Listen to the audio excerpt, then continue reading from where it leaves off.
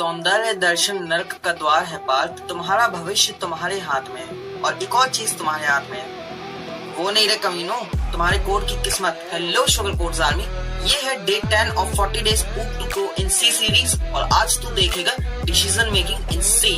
अब just like English, ये होगा तो वो कर वरना वो कर, मतलब क्रश को प्रपोज कर, इफ मान गई तो बियर पियेंगे वरना ओल्ड मॉम। वैसे ही इफ एल्स स्टेटमेंट जब तेरे कोड को डिसीजन लेना हो, इफ एल्स कंडीशनल एग्जीक्यूशन के लिए यूज होता है। अगर कंडीशन ट्रू होती है तो कुछ और करो वरना कुछ और करो। अब इस कोड में देखो कि अगर कंडीशन ट्रू होती है तो वो प्रिंट होगा कि नंबर ग्रेटर है, वरना नंबर तो छोटा ही है। तो मतलब इसका कॉन्सेप्ट सीधा क्लियर है। इफ कंडीशन ट्रू होती है तो इफ ब्लॉक एग्जीक्यूट होता है वरना एल्स ब्लॉक एग्जीक्यूट होता है। अब वही अगर तूने कमीनापन दिखाया और इफ के अंदर एक और इफ डाल दिया और उससे भी काम कराया तो उसे कहते हैं नेस्टेड इफ एल्स। अब इसका सीन कुछ इस तरह से होता है। अब यार जैसे ये स्निपेट देखो, 4 वेरिएबल के कंपैरिजन का स्निपेट है। इसको मैंने अपने टाइम पे नेस्टेड इफ एल्स से बनाया था जो बहुत बड़ा था, बट हम लॉजिकल ऑपरेटर्स पढ़ चुके हैं तो हम लॉजिकल ऑपरेटर यूज करेंगे एंड, यानी जब सब कंडीशन ट्रू होंगी सिर्फ तभी चलेगा। ये तो हो गया जब डिसीजन बाइनरी हो कि यस नो ट्रू फॉल्स। पर मेरे बेटे